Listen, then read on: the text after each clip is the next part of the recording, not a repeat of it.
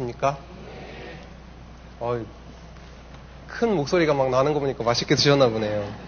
예, 이 땅에 그 육신을 이렇게 입고 살아가는 저희는 그 3대 영양소가 골고루 들어있는 그 음식을 잘 먹어야 성장도 하고 건강도 유지할 수가 있습니다. 너무 잘 아시는 내용이시죠? 그런데 그거 아십니까? 저희 성도들에게 꼭 필요한 그 특별한 양식이 있다는 걸 아시는지 모르겠습니다. 혹시 그게 뭔지 아세요? 성도들이 꼭 먹어야 될 특별한 양식, 필수적으로 먹어야 되는 양식. 말씀. 오늘 저희가 살펴볼 주제는 은혜의 복음을 통한 양육이잖아요. 그죠? 그래서 저기를 좀 힌트 삼아 보시자면은 말씀에서 조금 더 좁혀서 어떤 양식? 복음의 양식. 복음. 그 복음입니다. 복음. 복음이라는 양식을 특별히 그렇게 먹어야 된다는 것이죠. 만약에 우리 성도들이 그 양식을 소홀히 하고 못 먹게 되면 이제 문제가 생기는 거죠. 그래서 복음이라는 양식을 먹게 될 때 성도들은 양육되게 됩니다. 교회 역시도 복음이라는 양식을 풍성하게 먹게 될 때 교회도 양육되게 된다는 것이죠. 그래서 성령께서는 교회를 설립하시더니만 그 양육하시기 위해서 세 가지 복음의 양식을 주셨는데요. 예쁘죠? 예, 양식을 이렇게 주셨는데요. 그 양육하시기 위해서 주신 그 양식, 아까 복음이라 그랬죠? 복음으로 양육한다 그랬습니다. 복음으로 양육하는데 로마서, 고린도 전후서, 갈라디아서 이게 바로 복음으로 양육하는 지금 부분인데요. 오늘은 어디죠? 갈라디아서. 무슨 복음으로? 은혜의 복음으로죠. 앞에서부터 해야 되는데 로마서는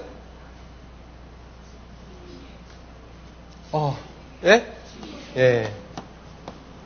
칭의의 복음으로 먹여주시고 그래서 양육시켜주시고 고린도 전후서를 통해서는 건덕의 복음으로 잘 아시네요. 건덕의 복음으로 먹여서 양육시키시고 오늘 살펴볼 갈라디아서를 통해서는 은혜의 복음으로 먹이셔서 양육시켜주시는 내용입니다. 그래서 오늘은 그렇게 은혜가 키워드가 되겠네요. 오늘 은혜의 복음에 대해서 살펴보게 되겠습니다. 성경 한 절 찾아보겠습니다. 갈라디아서 2장 21절입니다. 갈라디아서 2장 21절. 갈라디아서의 요절이죠. 요절은 21절인데 21절 읽기 전에 16절을 같이 읽고 그 다음에 21절로 넘어가겠습니다. 갈라디아서 2장 16절. 저 혼자 읽지 않습니다. 같이 읽겠습니다. 오늘은 같이 읽고 찾아보고 그런 게 많을 수도 있으니까 제가 혹시라도 졸립더라도 이 성경을 찾아보시면서 깨어 있으시면 감사하겠습니다. 2장 16절 같이 읽겠습니다. 시작. 사람이 율법의 행위로 의롭게 되는 것이 아니라 예수 그리스도를 믿음으로 말미암아 되는 줄 알고 우리도 그리스도 예수를 믿었다. 이는 우리가 율법의 행위로가 아니라 그리스도를 믿음으로 의롭다 하심을 얻으려는 것이니 율법의 행위로는 어떤 육체도 의롭다 하심을 얻지 못하기 때문이다. 21절로 넘어갑니다. 같이 읽습니다. 나는 하나님의 은혜를 헛되이 하지 않는다. 의가 율법으로 말미암는다면 그리스도께서는 헛되이 죽으신 것이 된다. 지금 21절, 16절 같이 이제 보게 되면은요. 사람이 의롭게 되는 것이 무슨 행위가 아니다라 그랬죠? 율법의 행위가 아니다라는 겁니다. 의롭게 되는 것이요. 근데 예수 그리스도를 믿음으로 말미암은 은혜임을 강조하고 있습니다. 율법의 행위로 의롭게 되는 것이 아니라 예수 그리스도를 믿음으로 은혜를 강조하고 있는 것이죠. 그래서 오늘은 이렇게 그 은혜의 복음에 대해서 갈라디아서를 살펴보면서 확인해 보도록 하겠습니다. 구체적인 내용을 살피기에 앞서서 성령께서 바울을 통해 그 갈라디아 교회들에게 서신을 쓰게 된 그 동기가 있거든요. 그러니까 서신서들이 굉장히 많잖아요. 여기 빽빽하죠. 네? 여기서부터 여기까지 빽빽한 서신서들이 굉장히 많은데 아무 의미 없이 그냥 이렇게 편지를 우리 생활 속에서도 카톡 하나를 날 이렇게 전달하더라도 무슨 의미가 이렇게 무슨 동기가 있죠. 갑자기 아무 생각 없이 뭐 이렇게 하진 않잖아요. 그죠? 이렇게 사도 바울이 서신서, 편지를 써가지고 전달하는 써야만 했던 동기가 있다라는 거죠. 그래서 그 동기를 좀 살펴보고요. 그 다음에 동기가 어땠고, 그 다음에 어떤 동기가 있으니까 쓰게 되는 내용이 좀 차별화가 되겠죠. A라는 동기가 있으면 A라는 어떤 내용이 나올 거고요. B라는 동기가 있으면 B라는 동기가 나올 거예요. 근데 갈라디아서는 은혜의 복음을 강조할 수밖에 없는 동기가 있었고 그 동기로 인해서 쓰여진 내용이에요.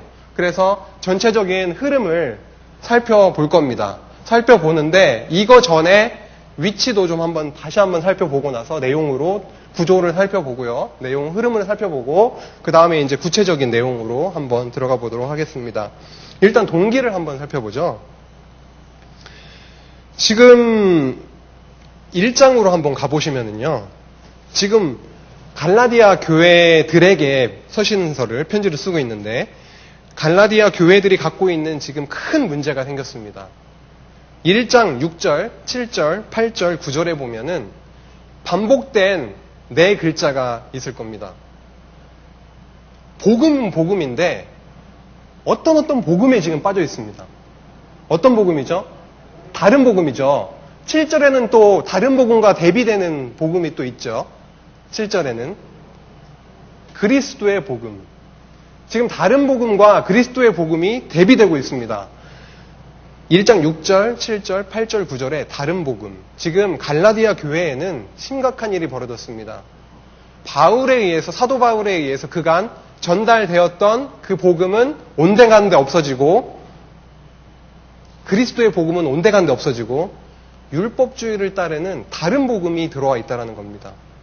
그래서 2장 21절 주제절에서도 살펴봤듯이 그 은혜를 강조할 수밖에 없는 상황인 거죠. 율법만 지키면 의로워질 수 있다라고 하는 상황이 갈라디아 교회에 지금 기성을 부리고 있는 것이고 그것이 아니라 오직 은혜로만 믿음으로만 가능하다. 의로워질 수 있다라는 것을 전달하기 위해서 갈라디아서가 그렇게 쓰여졌다라는 것이고요. 그래서 지금 2장 16절 같은 경우에는 율법의 행위로 의롭게 될 수 있다고 주장하기도 하고요. 그 다음 6장 12절에서 13절은 억지로 할례를 받게 하는 내용도 나오고요. 그 다음에 4장 10절 같은 경우에는 날과 달과 해와 절기들을 지키는 그 관습을 따라서 그 행위로 인해서 의롭게 될 수 있다라고 하는 그런 지금 상황들이 있다라는 겁니다. 두 번째, 지금 1장 1절 한번 살펴보겠습니다. 1장 1절 같이 한번 읽어볼게요. 시작. 사람들에게서 난 것도 아니고 사람으로 말미암아 된 것도 아니며 오직 예수 그리스도와 그분을 죽은 자들 가운데에서 살리신 하나님 아버지로 말미암아 사도된 나 바울은 끝부분이 내가 사도가 됐긴 됐는데 그냥 사도가 된 게 아니라 내가 이렇게 안수해가지고 혼자 사도가 된 게 아니라 누구에 의해서 사도가 됐다라는 걸 강변하고 있냐면 누구에 의해서요?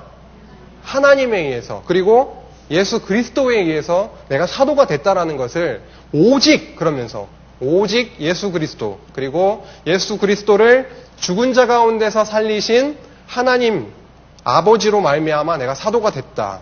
왜 이런 얘기를 1장 1절부터 하고 있을까요? 왜 사도에 대한 얘기를 하면서 내가 사도가 된 것은 예수 그리스도와 하나님에 의해서 하나님으로 말미암아 내가 사도가 되었다.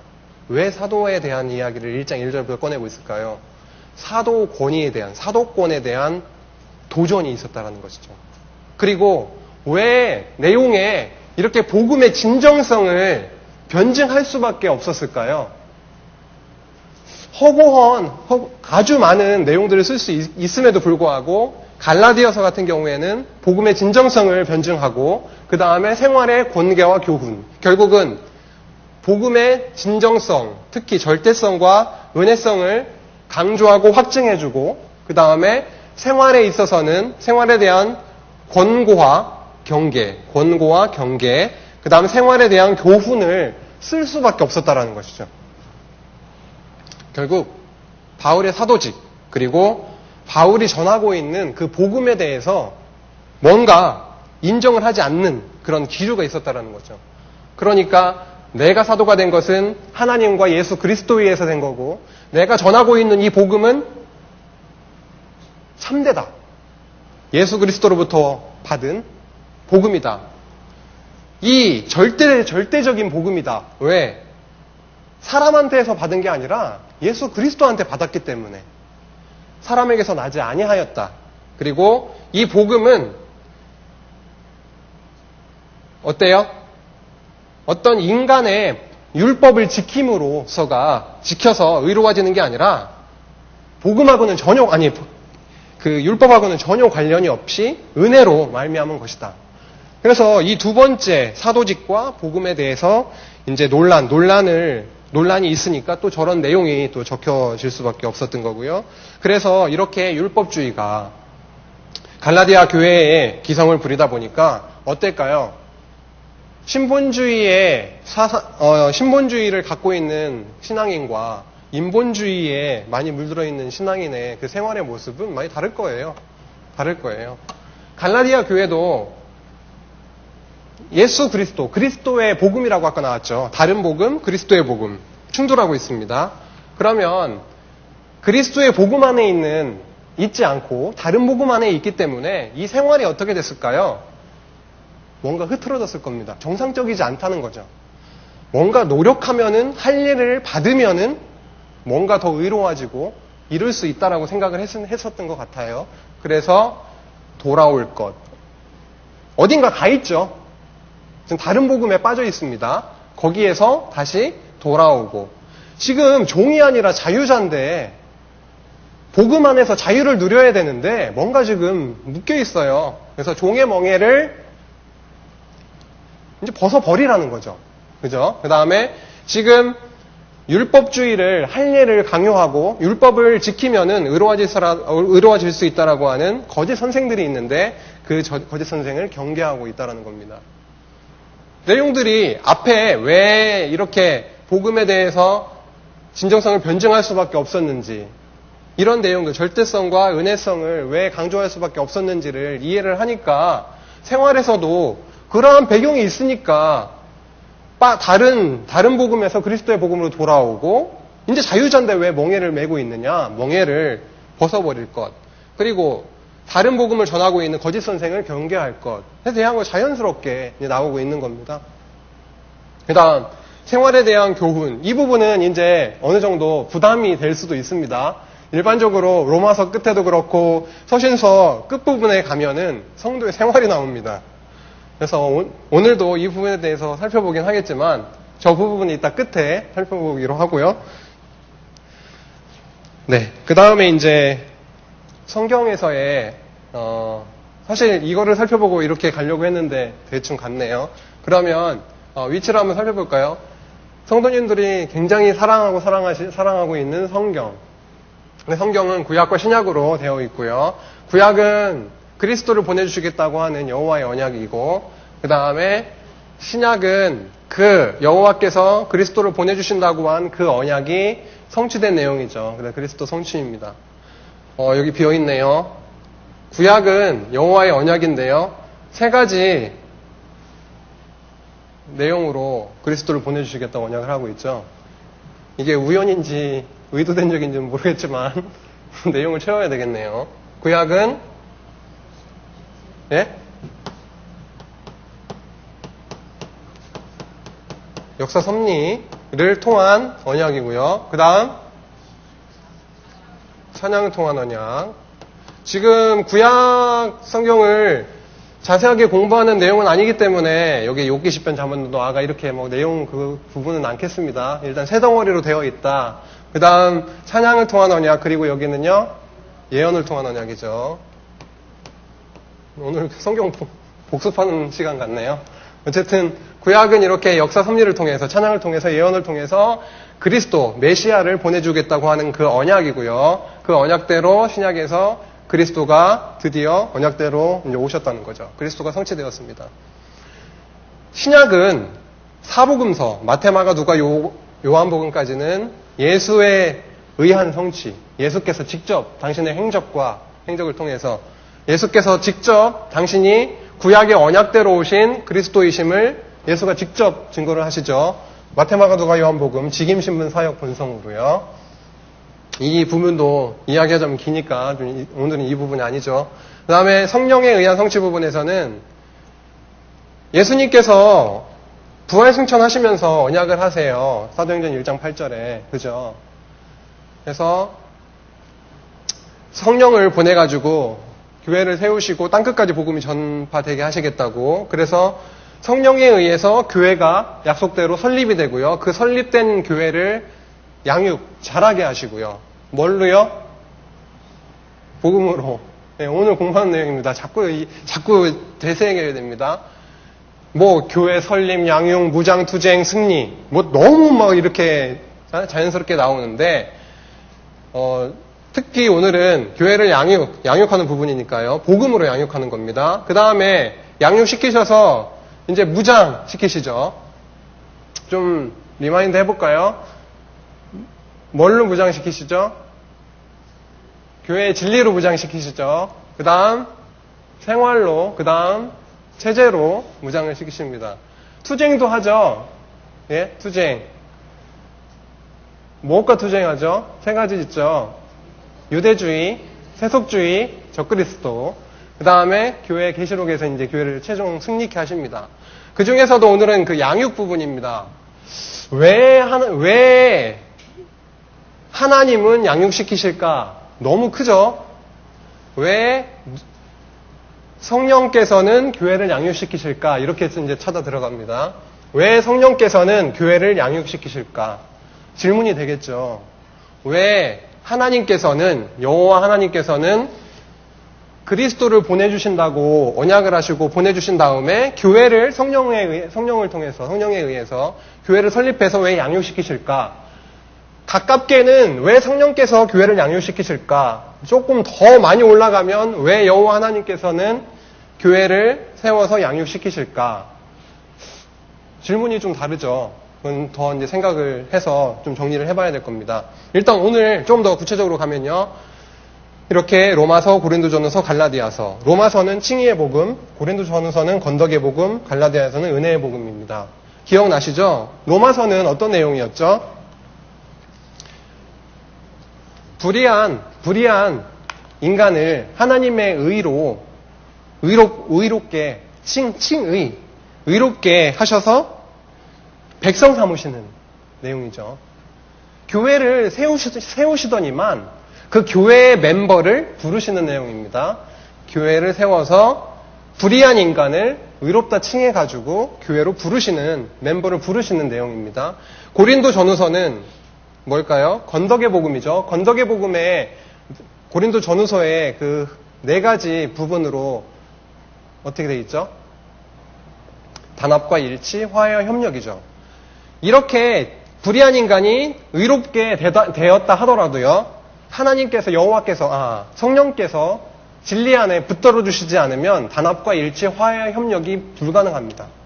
교회는 깨어지고요, 사람한테 속하게 되고요, 복음하고는, 진리하고는 멀어지게 되죠. 그래서 완전 바닥까지 추락하는 내용을 보여주세요. 칭의를 할 수 있는, 의롭다 칭하실 수 있는 그런 분께서 이렇게 아무리 의롭게 되었다 할지라도 성령께서 진리 안에 붙드시지 않으면 교회는 세워질 수 없다. 교회를 세우시는 분은 성령이시다라는 것을 보여주시고, 이 모든 것이, 그럼 갈라디아서는 어떻게 집약이 될까요? 은혜의 복음인데요. 은혜의 복음이 지금, 왜 은혜의 복음이 지금 큰 주제가 되냐면, 율법으로 의롭게 될 수 있다라고 하잖아요. 그러면 로마서는 율법으로 의롭게 될 수 없다라고 하잖아요. 그러면 갈라디아서에 나오는 그 도전의 내용은 로마서를 부정하는 거거든요. 그러면 복음으로 양육하는 이 양육의 복음의 기초가 로마서인데 로마서를 부정하는 내용이 나오는 거예요.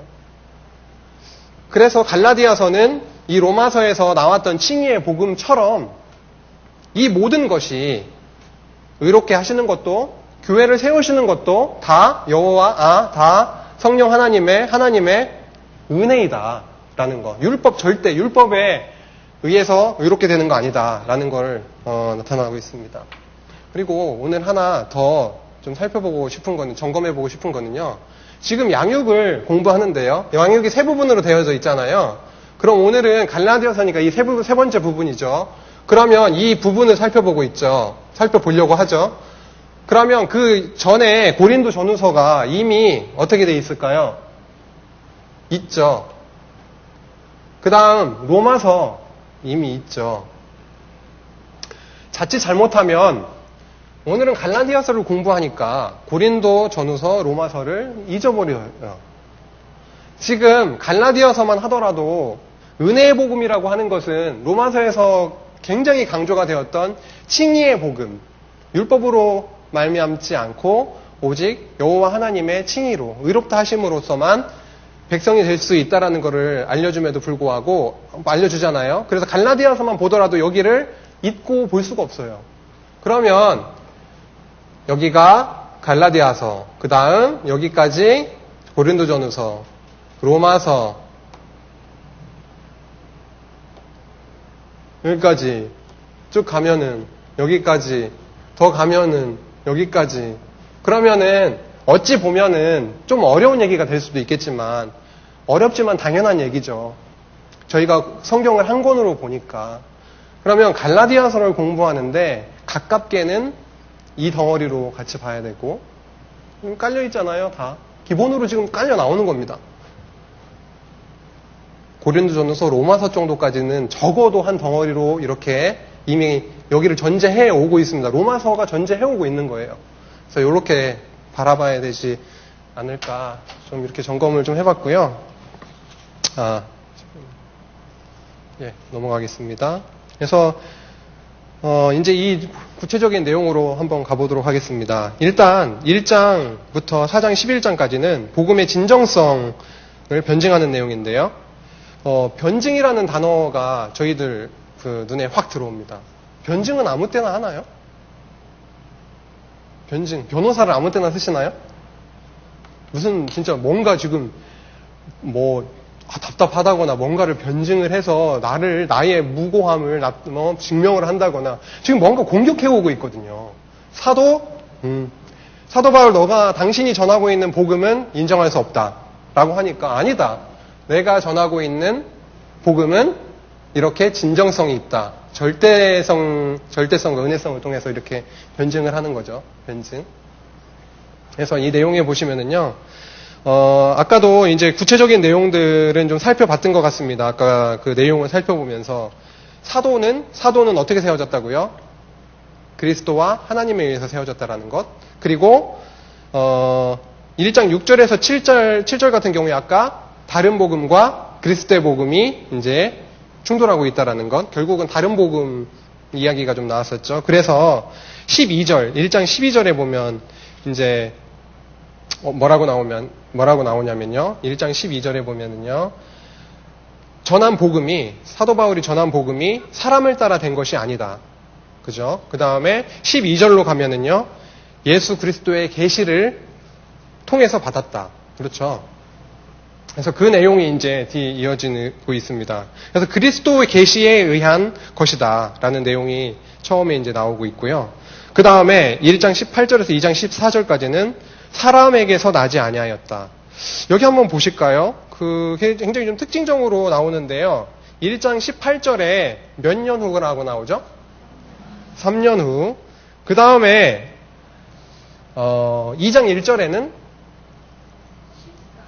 왜 몇 년 후 이렇게 자꾸 쓸까요? 이게 굳이 뭐 몇 년 후에 나는 뭐 예루살렘에 올라갔고, 또 한참 후에, 14년 후에 예루살렘에 올라갔고, 이 내용을 쓰고 있거든요. 지금 보면은, 소명을 받은 후에, 소명을 받고 나서 3년 후에 바로 예루살렘으로 올라갔으면 어떤 오해를 받을 수 있을까요? 바울이 전하는 복음이 바로 하나님께서 다메섹 도상으로 가다가 만나잖아요, 예수님을. 그러면 바로 그 일을 직후에 예루살렘으로 딱 갔다. 그러면은 바울이 전하고 있는 이 복음,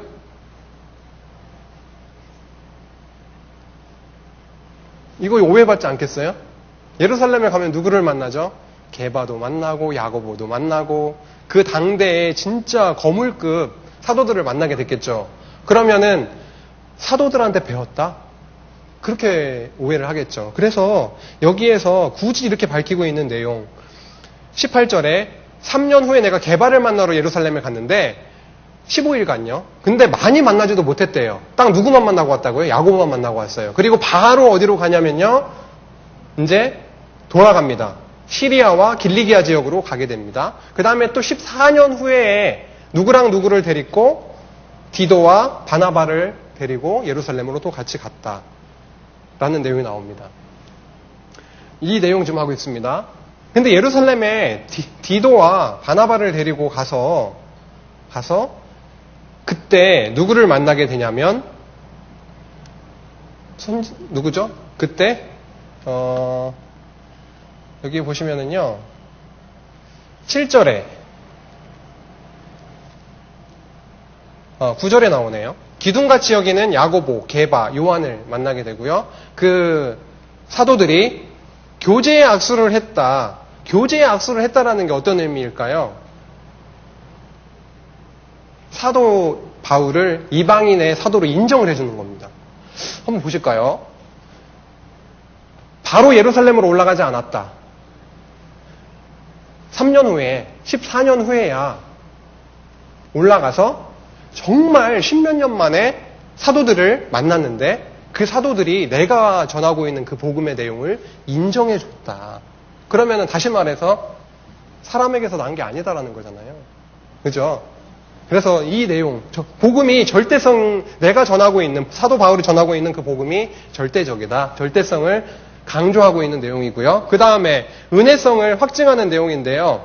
이게 지금 여러 각도에서 복음의 은혜성을 확증해주고 있습니다. 뭘까요? 처음 칭의, 그 다음 뭘까요?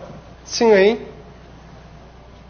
그 다음 성령, 약속, 믿음, 아들인데요.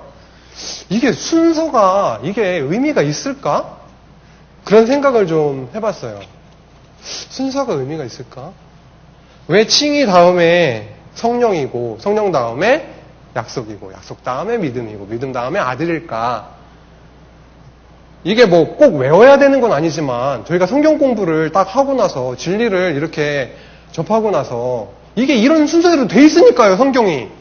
그러니까 부인할 수 없잖아요. 바꿀 수 없잖아요. 이렇게 돼 있는데 이거를 뭐 외울 때 보면 여러 가지 방법들을 쓰잖아요. 그래서 좀 생각을 해봤어요. 이거를 좀 외울 수 없을까? 이거를 그때그때 계속 봐야만 할까? 좀 한번 생각해 보실까요? 어쨌든 갈라디아서는 로마서에서 나오는 칭의의 복음을 굉장히 막 끄집어 당기고 있습니다. 왜? 그거를 부인하고 있으니까요. 갈라디아 교회 성도들이. 다른 복음에 빠져서. 그렇죠. 그래서 칭의가 처음에 나와요. 칭의와 율법을 비교하는 겁니다. 대조시키면서 어떤 관계가 있는지. 그러면 그 다음으로 성령은 뭐라고 할 수 있을까요? 질문을. 그러면 칭의는 누가? 성령께서 무엇을 기초로? 약속을 기초로. 그러면 어떻게 믿게 해서 그럼 그 결과는 뭔데? 아들이 되는 거예요. 다시 한번 칭의의 복음과 율법을 대조시킵니다. 누가 그러면 칭의의 주체는 누구냐? 누가? 성령께서 무엇을 기초로? 약속을 기초로 어떻게 믿게 해서 그럼 그 결과는 아들이 되는 거죠. 그래서 모르겠습니다. 이게 뭐 맞는지 틀리는지. 어쨌든 이런 어떤 흐름이 있는 것 같더라고요. 그렇게 율법과 비교해서 이게 조금 더 옳다 이런 차원이 아니에요. 완전 대조시키면서 이 율법은 칭의와 무관하다. 성령도 율법에 의해서 받은 거 아니고 그 약속도 역시 율법하고는 그렇고 믿음도 아들 된 것도 역시나 율법의 어떤 행위나 율법에 의해서 된 거 아니다. 그렇게 이제 다 정리가 되거든요. 그럼 한 구절씩이라도 좀 찾아보면서 정리를 한번 해보도록 하겠습니다. 칭의와 율법과의 관계 보실까요? 16절 2장 16절입니다. 여기서 보면은 율법의 행위로는 의롭다함을 얻을 육체가 없다라고 16절에 나오고 있고요. 2장 20절 같이 한번 찾아볼까요? 2장 20절입니다. 제가 한번 읽어보겠습니다. 내가 그리스도와 함께 십자가에 못 박혔으니 이제는 내가 사는 것이 아니라 그리스도께서 내 안에 사시는 것이라. 내가 지금 육체 안에 사는 것은 나를 사랑하셔서 나를 위해 자신을 내어주신 하나님의 아들을 믿는 믿음으로 사는 것이다. 여기 나왔죠. 이제는 그리스도와 함께 십자가에 못 박혔다. 그리고 나는 이제 하나님의 아들을 믿는 믿음으로 살게 된 것이다. 율법을 지켜서 믿음으로 살게 된 게 아니라 오히려 그 율법 때문에 율법을 향해서는 죽게 된 거죠. 어디에서? 그리스도와 함께 십자가상에서. 그리스도께서 십자가상에서 율법을 온전하게 다 이루시잖아요.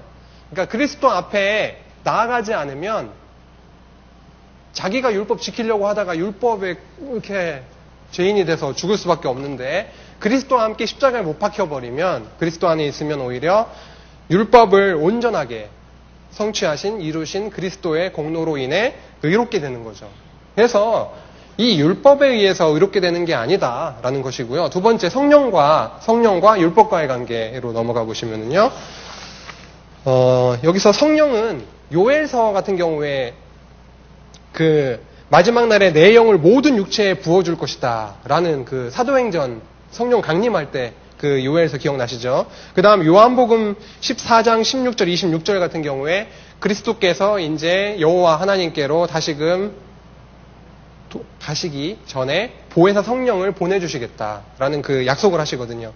그래서 이 성령이라고 하는 것도 어떻게 돼요? 어떤 율법에 의해서 받는 게 아니라 약속 때문에, 약속에 의해서 가는 거죠. 오히려 보시면 여기 이게 성령이거든요. 그리스도, 예수, 후에 성령이 오시죠. 일단 이따가 이제 내용들이 나오는데요. 아브라함이 이따가 등장이 될 겁니다. 그 다음 아브라함 이후에 모세가 나오는데 모세의 율법 잘 아시죠? 시내산 율법, 시내산 언약 율법. 그 율법이 나오고요. 그 율법 아래 다 정죄, 죽음 상태로 가다가 그리스도가 오심으로 예수 그리스도로 인해서 이게 참 생명으로 속량되죠. 여기에서 이쪽으로 이제 완전히 그 신분이 바뀌는 거죠. 그래서 하나님의 아들이 되고 상속자가 되고 하나님을 아버지라고 부르는 그 여기에 속하게 되는 거죠. 사망에서 생명으로 속량되는 거죠. 이 성령께서 오셔서 성령께서 오시는 것이 이 율법하고 관련이 있느냐라는 거거든요. 이 성령은 그리스도께서 보내주신다고 언약하셨고 그 다음에 요엘서에서도 언약하셨고 이 율법을 지키는 거하고는 율법에 의해서 성령을 받는 것은 아니다라는 것을 쉽게 알 수가 있습니다.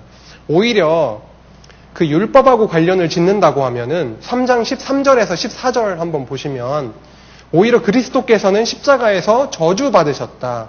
그래서 율법의 저주를 십자가상에서 받으셨다라고 하시면서 그 저주에서 아까 속량이라고 했잖아요. 이렇게 속량시켜 주셨는데 그것은 왜냐면은 13, 14절 조금 이렇게 참고해 보시면요. 어떻게 해요? 우리를 위해서 저주받은 바 되셨는데 그 이유는 율법의 저주에서 우리를 속량하시는 거고요. 그래서 믿음을 통해서 그죠? 믿음을 통해서 약속된 성령을 받게 하시기 위한 것이다. 율법의 정죄를 받으셔서 아까 십자가에 같이 못 박힌다라는 내용도 나왔었고요. 율법의 요구를 완전하게 이루심을 통해서 오히려 정죄 받으시고 율법을 이기시는 것은 다시금 이제 여기에 갇혔던 자가 속량받아서 여기로 속하게 되므로 어떻게 되는 거죠? 믿음으로, 그 예수 그리스도를 믿음으로 성령을 받게 되는, 그렇게 이제 설명이 되고 있는 거고요. 그 다음 세 번째로 가면 약속과 율법입니다.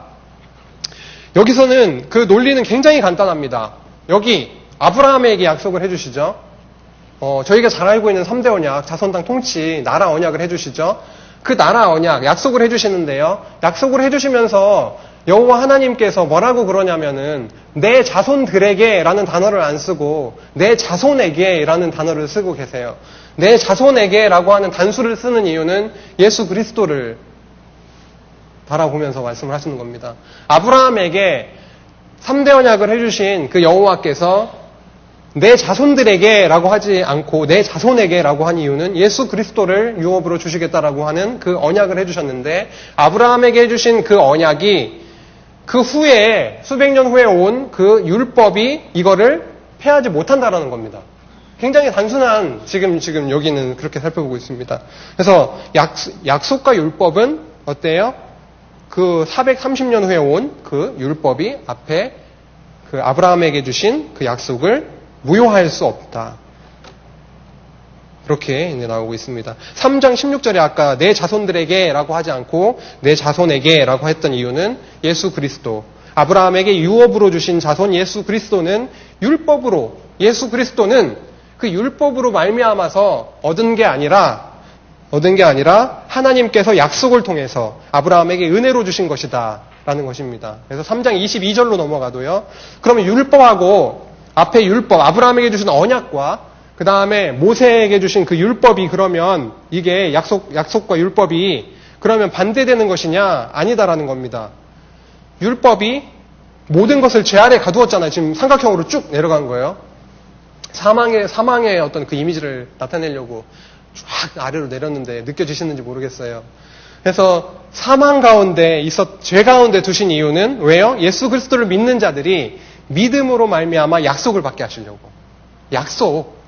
예수 그리스도를 얻게 하시려고. 그래서 약속과 율법과의 관계.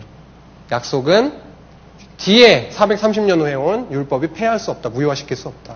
오히려 그 율법으로 이렇게 가두신 이유는 아브라함에게 허락하셨던 그 약속을 주시기 위함이다. 라고 하고 있습니다. 믿음과 율법과의 관계 한번 넘어가 보도록 하죠.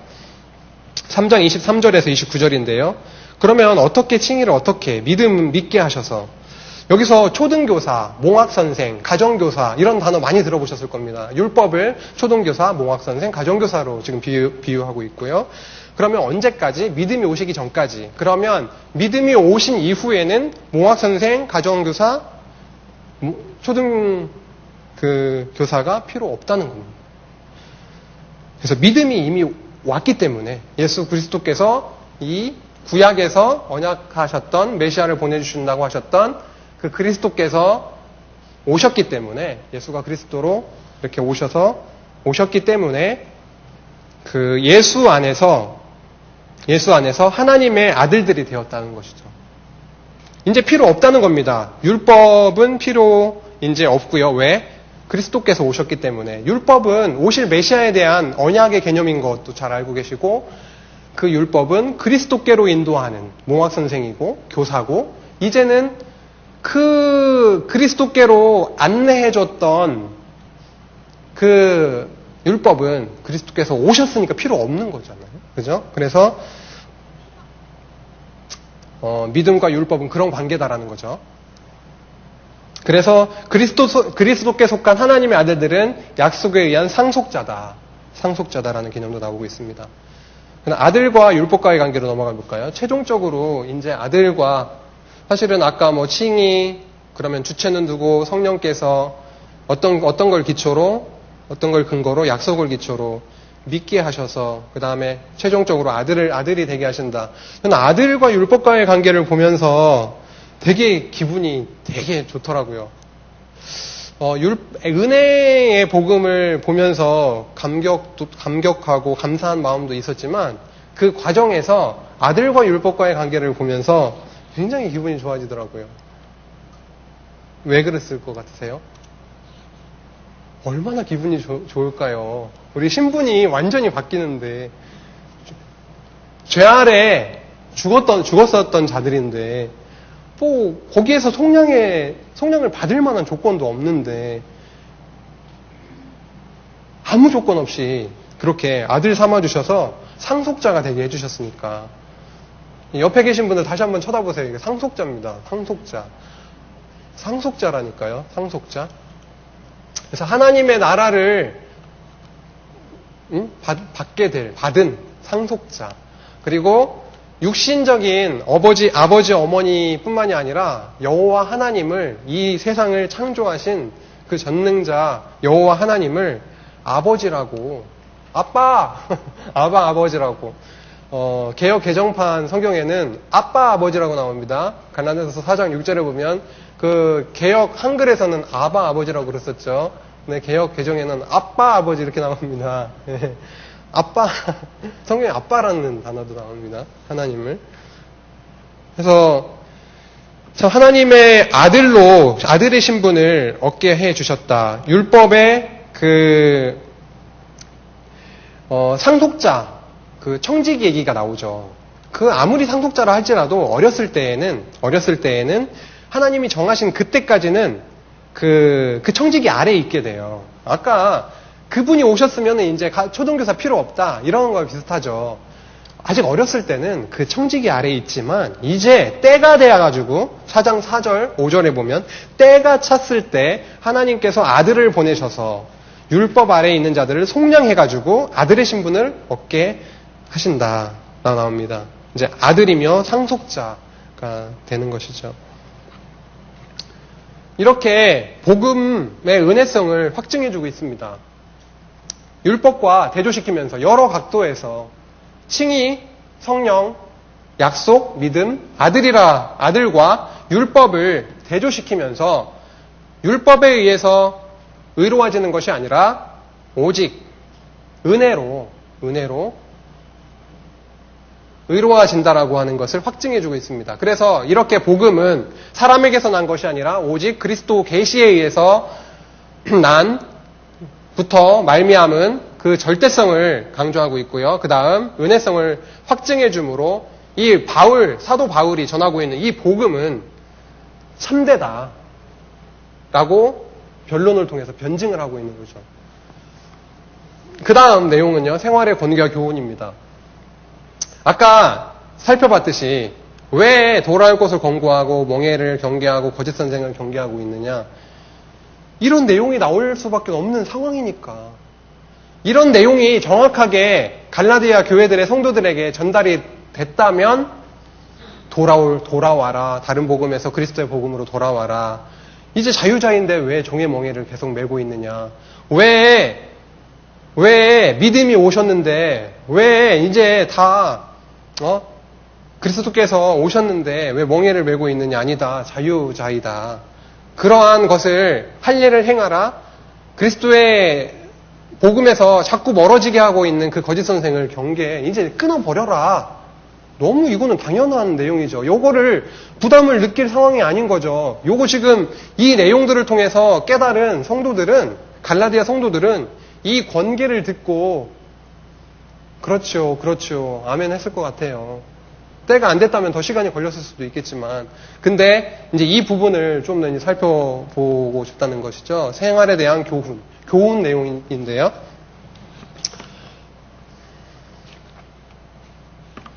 돌아올 것은 아까도 말씀드렸듯이 복음 진리로 돌이킬 것에 대한 부분입니다. 해산하는 수고를 다시 겪는다. 겪게 될 거다. 내가 겪게 된다. 라는 내용을 하면서 다시금 복음 진리로 돌이키라라는 내용이 있었고요. 이제 아까 자유를 주셨기 때문에 그리스도께서 5장 1절에 나오죠. 5장 1절에 보시면 그리스도께서 자유를 주셨기 때문에 다시는 종의 멍에를 매지 말라.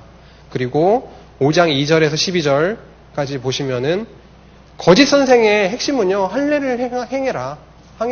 율법을 행해라. 율법을 통해서 이루어질 수 있다라고 하는 내용인데요. 그래서 5장 6절에 보면 할례나 무할례나 아무 효력이 없다. 오직 믿음만이 효력이 있다라고 강하게 경계를 하면서 이제 권계를 마무리 짓습니다. 그 다음 생활에 대한 교훈으로 이제 넘어가 보면요.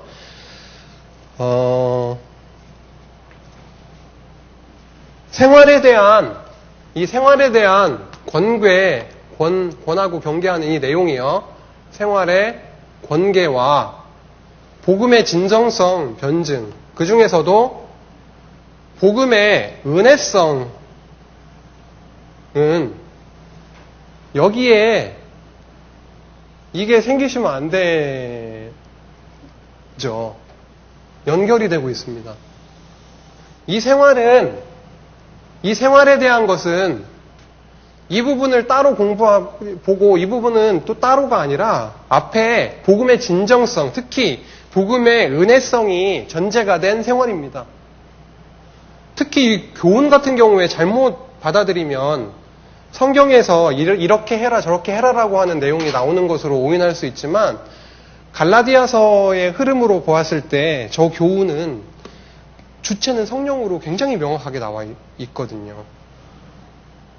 그리고 성도들의 어떤 생활 가운데 이런 어떤 실제 부분이라고 할지라도 성령께서 이 은혜, 복음의 은혜성을 깨닫게 하셔가지고 성령을 따라 행하라 라고 하는 성경 구절이 나오죠. 5장 16절인가요? 5장 16절 보시면은요. 어떻게 나오죠? 내가 또 말하는데 다 같이 한번 읽어볼까요? 좀 피곤하신 분이 계신 것 같으세요. 갈라디아서 5장 16절 한번 같이 한번 읽어볼까요? 시작. 내가 또 말하는데 너희는 성령을 따라 행하여라. 그러면 결코 육체의 욕심을 이루지 않게 될 것이다. 18절 같이 또 읽을까요? 시작. 그러나 성령에 의해 인도를 받으면 너희는 율법 아래 있지 않다. 그리고 22절 한번 볼까요? 시작. 그러나 성령의 열매는 사랑과 기쁨과 화평과 오래 참음과 친절함과 선함과 충성과 온유와 절제이다. 이러한 것들을 반대할 법이 없다. 이렇게 지금 나오고 있습니다. 생활의 실제 부분에서는 1절, 2절에서 10절까지 이렇게 할 것, 그리스도의 법을 서로 짐을 지어서 그리스도의 법을 완성할 것, 가르치는 자와 모든 것을 나눌 것, 10절 같은 경우에는 선한 일을 할 것, 선한 일에 동참할 것 등등 나오고 있는데요. 근데 그 뒤에 이런 내용들이 앞에 나오니까 이런 것도 진짜 하라는 내용인가? 이거를 규범적으로, 도덕적으로 이렇게 하라라는 내용인가? 라고 오해를 할 수가 있는데, 아까 방금 읽어봤던 것처럼 5장 16절 성령을 따라 행하라. 이것만 보면 성령을 따라서 행해야 되나? 하지만 18절에 보면 성령에 의해서 인도함을 받으면 이라는 그 조건이 붙습니다. 결국은 성령의 인도함을 받아서 성령을 따라 행하게 된다라고 정리를 해볼 수 있을 것 같아요. 성령의 인도함을 받아 성령을 따라 행함으로 5장 19절에서 21절까지 나오는 육체의 일들이 아닌 5장 22절 성령의 열매를 맺게 하시는, 성령의 소욕과 육체의 소욕이 아주 치열한 전쟁을 하고 있지만 이 전쟁도 저희 소관이 아니죠. 그리스도께서 저희 안에 싸우게 하셔서 결과를 또 이끌어 가시는데요. 어쨌든 성령의 인도함을 받아서 성령의 행하게 하심을 통해서 성령의 열매도 맺히게 된다라는 것을 확인할 수 있었고요. 그 다음에 생활의 실제 부분으로 6장 1절에서 18절로 넘어가면 사도 바울 같은 경우에 할례를 인정하게 되면 사도 바울은 굉장히 고통이 덜해질 거예요. 근데 사도 바울은 그 고통 속에서도 할례만큼은, 율법만큼은 내가 율법으로 이루어질 수 있는 게 아니다라는 것을 굉장히 끝까지 지키죠. 그러다 보니까 사도 바울의 그 끝부분에, 6장 끝부분에 가서 나오는 그 고백이 외침이 뭐냐면, 내가 어때요? 6장 14절에 보면은 내가 자랑할 것은 예수 그리스도의 십자가밖에는 없다. 그렇죠? 그리고 내 안에 무슨 흔적을 가지고 있다고요? 17절에 예수님의 흔적을 가지고 있다. 라고 하면서 복음 때문에 이렇게 십자가 외에는 자랑할 게 없다라는 의미가 좀 가볍게 여겨지진 않더라고요. 그래서 저희 성도들이 생활을 하면서 저 역시도 그렇지만 조금 더 편했으면, 조금 더 경제적인 여유가 있었으면, 나한테 이렇게 좀 불안한 이런 상황들이 좀 없었으면, 교회도 좀 더 평안했으면, 더 많은 성도가 모였으면, 뭐 했으면 더 좋을 텐데 이러잖아요. 그런데 저희는 오늘 저희들이 살펴본 은혜의 복음만 묵상하고 오늘 저녁 가셔서 주무시기 전에 5분만 오늘 이렇게 같이 나눠봤던 이 복음만, 은혜의 복음만 묵상해 보더라도 뭐뭐 했으면 좋았을 텐데가 아니라 뭐뭐 했음에도 불구하고 이렇게 바뀔 것 같아요. 이렇게 했음에도 불구하고 이렇게 인도하시는 성령 하나님 그렇게 바뀔 것 같아요. 저희 안에 자랑할 것이 그리스도의 십자가밖에 없다라는 고백이 있게 하시면 좋겠네요. 그러니까 이 귀한 말씀을 듣고 깨달았다 하면서도 저도 반성이 되네요. 제 주변에 있는 회사 동료나 아니면 친구나 그 사람들한테 얼마나 열심히 이 복음을 전달을 해봤나. 나한테 자랑할 것은 우리 새 아들밖에 없어. 이게 아니라 그리스도의 십자가밖에 없어. 이 복음밖에 없어. 라고 좀 이렇게 좀 오늘 저부터 더 은혜의 복음을 더 풍성하게 좀 깨달아야 되지 않을까라는 생각도 해보게 됩니다. 마지막으로요. 지금 시간 한 5분 남은 것 같은데요. 갈라디아서를 보면서 왜 하나님은 갈라디아서를 주셨을까? 성령께서는 바울을 통해서 왜 갈라디아서를 쓰게 하셨을까? 표면적으로는 쓸 수밖에 없는 그런 상황들이 있었던 거는 맞죠. 근데 왜 갈라디아서를 쓰게 하셨을까? 저희들이 성경을 이렇게 깨닫고 하면서 최종적으로 남는 결론이라면 하나님의 존재와 속성인 거잖아요. 하나님 진짜 살아계시는 거구나. 살아계시는구나. 그 하나님이 여기 찬양을 통한 언약에서 저희가 누차 살펴봤던 것처럼 그 5가지 속성을 갖고 계시는 그 여호와 하나님이 분명히 살아계시는구나 라는 것을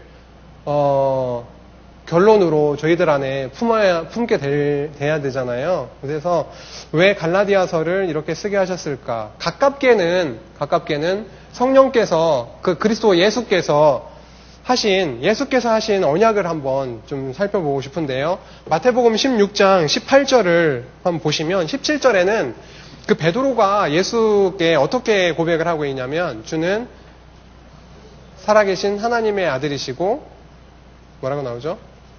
주는 그리스도시요 살아계신 하나님의 아들이십니다. 라고 고백을 하죠. 주는 그리스도이십니다. 그리고 살아계신 하나님의 아들이십니다. 라고 고백을 하니까 예수께서 마태복음 16장 18절에 뭐라고 말씀하시냐면 나 또한 너에게 말한다. 너는 베드로이다. 내가 이 반석 위에 교회를 세우겠으니 음부의 세력이 그것을 이기지 못할 것이다. 무슨 내용인가요? 교회를 세우겠다라는 언약을 하시는 겁니다. 교회를 세우겠다라는 언약을 예수께서 마태복음 16장 몇 절이죠? 18절에 하고 계시는 겁니다. 세워주겠다. 세워주겠다 하고 끝이 아니라 어떻게 하시겠다고요? 이 반석은 어떤 반석이죠? 지금 베드로가 고백한 그 신앙 고백의 그 반석 위에 하나님의 아들이시요 주는 그리스도시요 살아계신 하나님의 아들이십니다라고 하는 그 믿음의 반석 위에 교회를 세우겠다. 세우는데 그 교회를 어떻게 하시겠다고요? 음부의 세력이 그것을 이기지 못하게 할 정도로 성장시키겠다. 양육시키겠다. 결국은 최후 승리케 하시겠다. 그러면 여기에서 양육의 복음이 나온다라는 얘기는 뭘까요? 예수님께서 하신 언약이 성취되고 있는 현장입니다.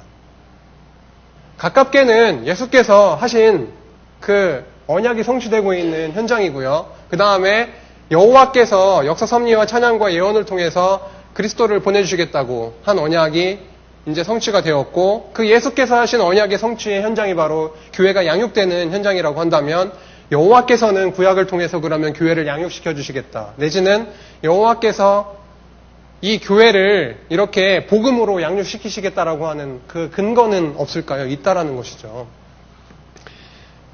구약에 일단 저희가 오늘 갈라디아서 나아가서 복음으로 양육을 통한 교회를 복음으로 양육하는 이 내용에 살펴봤으니까요.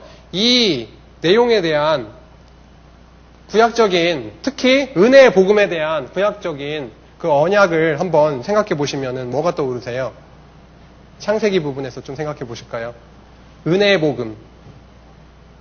은혜의 복음을 생각하시면서 구약에 여호와께서 은혜의 복음으로 양육시키실 것에 대한 언약을 하셨을 텐데요.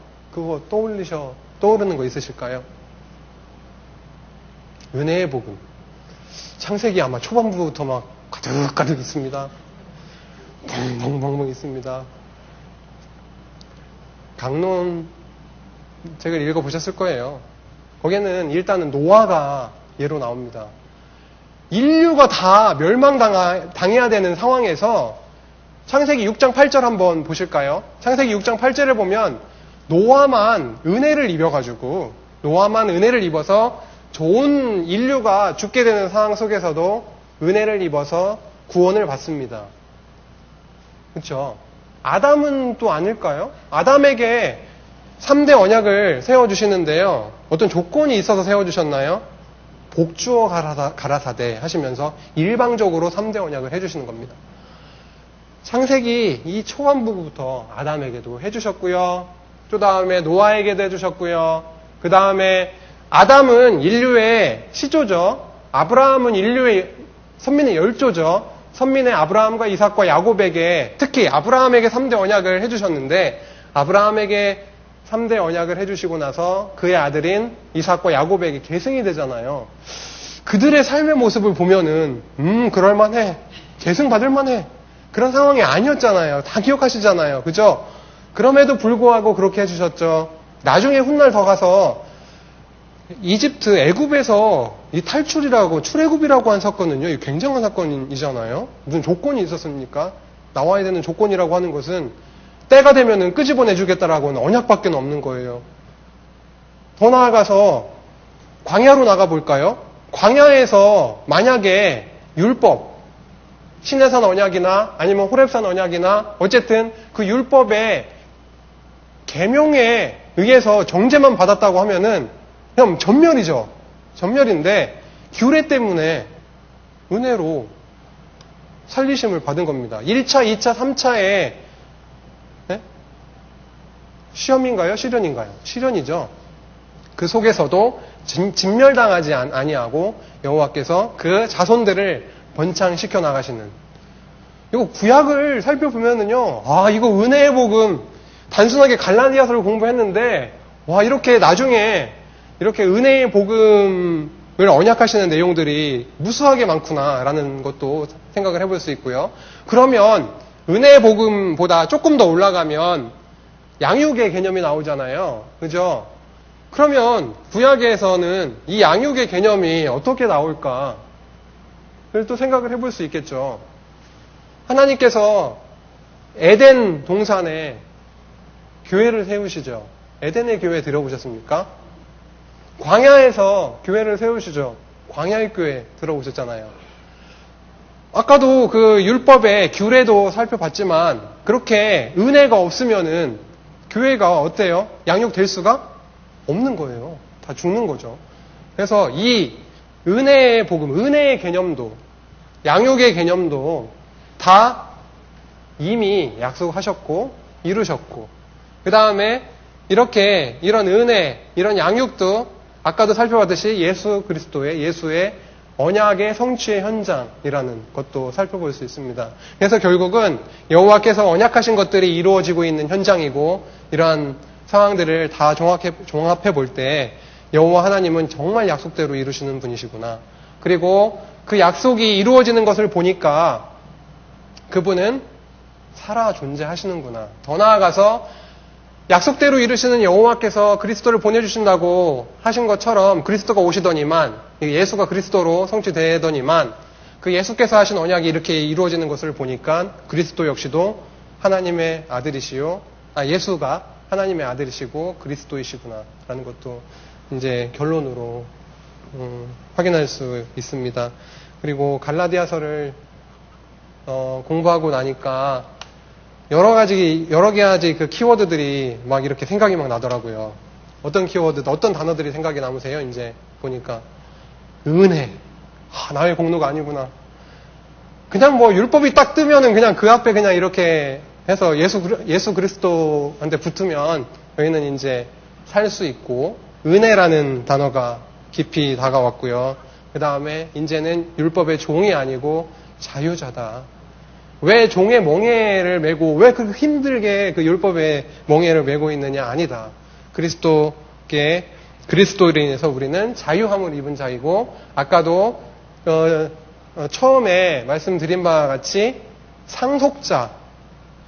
대단한 단어. 이번에 저는 상속자라고 하면서 아버지한테 받을 상속은 없지만 그래도 저는 이제 눈에 보이지 않는 저희는 하나님의 나라를 상속받을 자들이구나 라는 것. 그리고 하나님을 아버지라고 부를 수 있는 하나님의 아들이구나.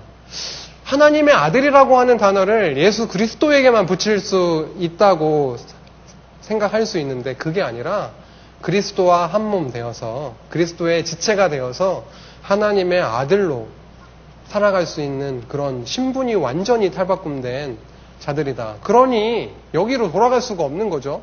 율법주의로 우리가 회개할 수도 없는 것이고 저렇게 그냥 사망으로 들어갈 수 있는 저 율법 안에 갇혀 있을 수 있는 게 아니라 그리스도에 의해서 속량함을 받아 참 자유와 그리고 생명을 얻은 자로 그렇게 율법에서 완전 해방시켜 주신 그 예수 그리스도의 그 은혜를 다시금 좀 기억해 볼 수 있었던 그런 시간이었던 것 같습니다.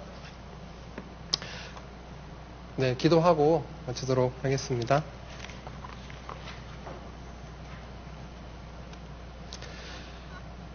오늘 갈라디아서 은혜의 복음을 통한 양육의 말씀을 함께 나누게 하심에 감사드립니다. 율법의 행위, 즉 인간의 노력과 공로가 아닌 오직 예수 그리스도의 은혜로 말미암아 하나님을 아버지라 부를 수 있는 상속자가 되게 하셨습니다.